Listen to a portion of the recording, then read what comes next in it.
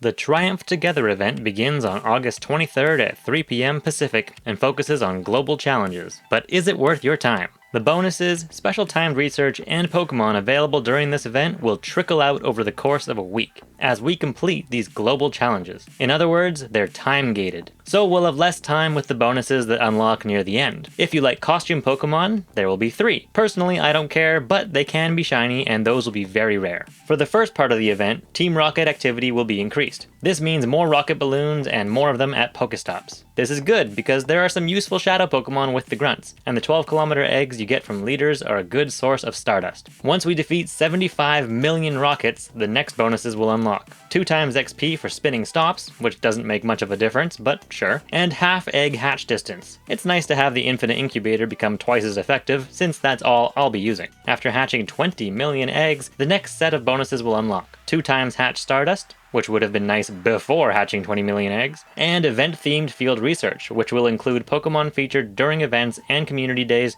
throughout the past season. The 7-kilometer eggs, which you get from opening gifts from friends, will have a collection of Pokémon that were featured during events throughout this past season, so if you missed them, you have a second chance here. For the field research Pokémon, hold off on evolving any of the Community Day Pokémon. In December, during the Community Day weekend, all of the Pokémon from 2023 and 2024 that have featured in Community Days can be evolved into their final forms with their legacy moves. This is especially important for Cyndaquil and Beldum. Tag them so you don't forget, and just be patient. Upon completing 35 million research tasks, the bonus of 2 times guaranteed Candy XL for evolving Pokémon will become active along with the final timed research. This is an interesting bonus, but you'll need to have the resources to take advantage of it. If you and a friend can trade a bunch of trade evolution Pokémon like Ghastly, Machop, or Abra, you can then evolve these Pokémon through to their final stage and get 4 Candy XL for the cost of 25 regular candies, which would cost 400 regular candies normally. As a standard, you can trade 100 of any Pokemon's candy for 1 Candy XL. So if you have the Pokemon available for evolving and the candy available, take advantage of this discount. Pokemon like Weedle are a good candidate for this as well, since Mega Beedrill is actually pretty good in certain raids, and it only takes 12 candy to evolve Weedle into Kakuna. If you didn't already transfer all your Beldum from Community Day, and you have a surplus of regular Beldum candy, here's your chance to top up some Beldum Candy XL. However, the best and easiest way to get Candy XL in this game is to go on a little day trip with a friend at least 115 kilometers from where you both usually play. Both of you just need to catch a ton of Pokemon, then go home and over the next couple days, trade the Pokemon you caught far away for the Pokemon that you want Candy XL for that you've caught at home, and there you go. Every time you trade Pokemon that have been caught at least 100 kilometers away, you get a guaranteed Candy XL plus 3 of their regular candies. This is a really good strategy if you have the time and means for traveling. You could also hop on Campfire and try to join a group that's at least 100 kilometers away. Maybe find somebody on there who's willing to meet you halfway, you guys can do a bunch of trades, and maybe you'll make a new friend. Just,